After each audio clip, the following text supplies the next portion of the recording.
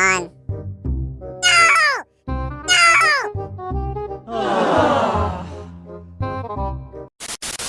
Today I'm going to talk all about bronzer, like how to apply, where to apply, and what kind of products we have to use, something like that. So if you're not good at blending, it would end up looking muddy and patchy and genuinely not good. So I'm going to talk all about how to do bronzer very naturally and beautifully, and also I'm going to show you a demo on my face. So I think it will be really helpful for you guys. Let's get started. So first things first, how to find right shade of the bronzer for you. Before we move on to that, I want to talk a difference between bronzer and contouring product. Bronzer can contain shimmer and bit of glitter, also could be matte, but contouring products tend to be matte and shades are cooler because it's supposed to use to create shadows. If you want to achieve very natural bronzer, it is very important to find right shade for your skin tone, and also obviously make sure that your foundation is the right shade,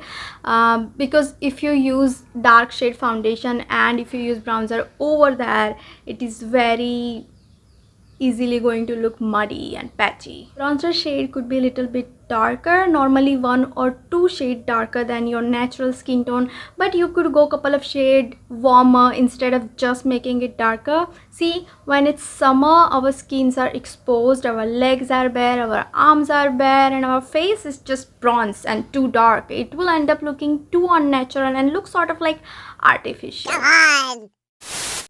In a nutshell, bronzing is more like giving a color rather than making your face simply darker, but sometimes you might want to get a little bit intense with your product, and I would recommend to use 2 different shades of bronzer. One shade could be more like similar to your skin tone and you could use that shade as your base bronzer, and second one would be darker than the previous bronzer, and then you can get deeper bronzer very naturally without it making look so unreal. Then how to choose what type of bronzer you need. So for dry skin, use liquid based products. So today I have these 2 liquid products. First one is NYX Born to Glow Liquid Illuminator.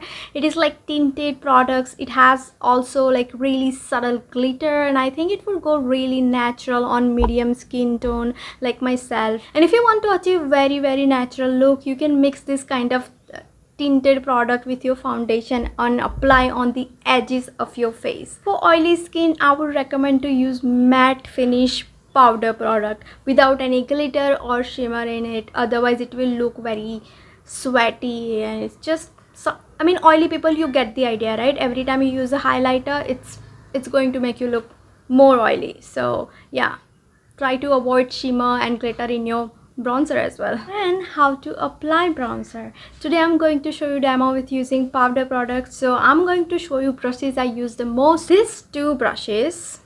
The first one is very fluffy round shape brush. It's very easy to apply and it blends very well. I would recommend to use very fluffy brush because it could distribute the product very evenly, and also you could get like very soft look if you want it. And the second one is this angle brush. I hope you can see the angle.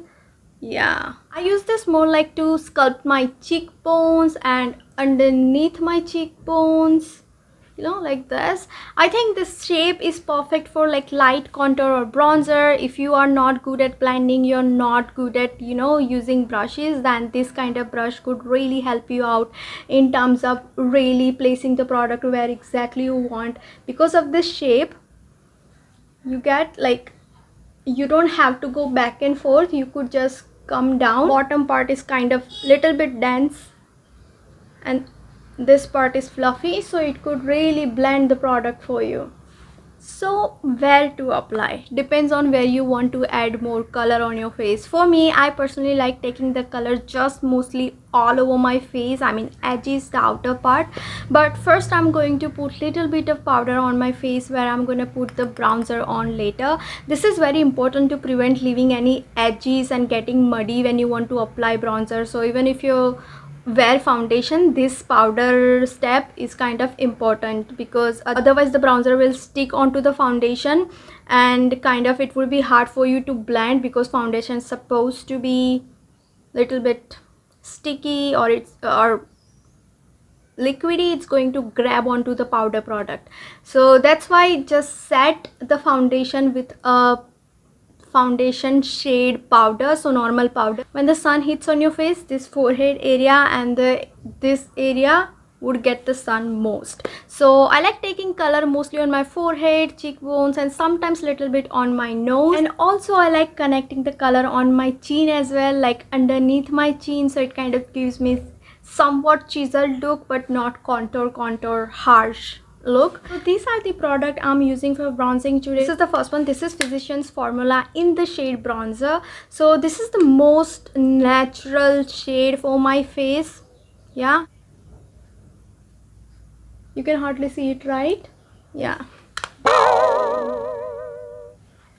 this is the most natural shade for my skin tone. It looks very natural, so I use this mostly every single day, even without foundation. Also I apply this little bit on my eyelids as well to get that monochromatic look. So I'm taking this round shape brush, and first I'm going to swirl it into the bronzer to distribute the product evenly on my brush and bristles, and I put this on back of my hand or wrist first to get rid of the extra product. This is so important. It allows you to look very natural and softer without looking muddy and patchy, because you got rid of the extra product and now you have exact amount that your face needs to make it look somewhat natural. And then applying the bronzer starting from my cheekbones, and then keep moving backwards and forward, and then taking it to my forehead like this and blending it all together. It's also giving me color continuity and kind of like wrapping my face around, and it's just not one block of foundation shade now. This is my natural everyday bronze look, but if you want to go deeper bronze look for camera, or just for some reason you want to go deeper, I'll use this Wet n Wild palette. And also this one is dupe of Hoola bronzer from Benefit. Just putting it out there if you want to save some money. So if you compare these two products, they don't have like really huge difference in terms of shade. This one is bit darker and this one is like little bit red undertone with it. I'm taking this with angle brush because I'm going to get deeper bronze look now, and I'm taking this product and do the same thing on my wrist. Just get rid of that extra powder very lightly, and this product is very pigmented, so it's absolutely necessary step for you if you are going to use something like that. And then this time I want to do like sculpting like this, and do the same thing for my other cheek. So after that I always want to make sure that I blend all of my products, different product like blush or bronzer or whatever you have on your face. You want to make sure that it's all blended together and doesn't have sharp line to it. And for that, the best brush I would use is a stippling brush of some sort. The one favorite is AP18 from Pro Arte because it's larger in size. Other brushes you get in stippling would be like round shape, but if you don't want to invest in stippling brush, any fluffy, big fluffy brush like this could do the same. Just go very light-handed. Do not use kabuki brush over it. This will do the job. And this is how I bronze up my face. Subscribe for more beginner friendly content like this. I will see you in my next video. Bye.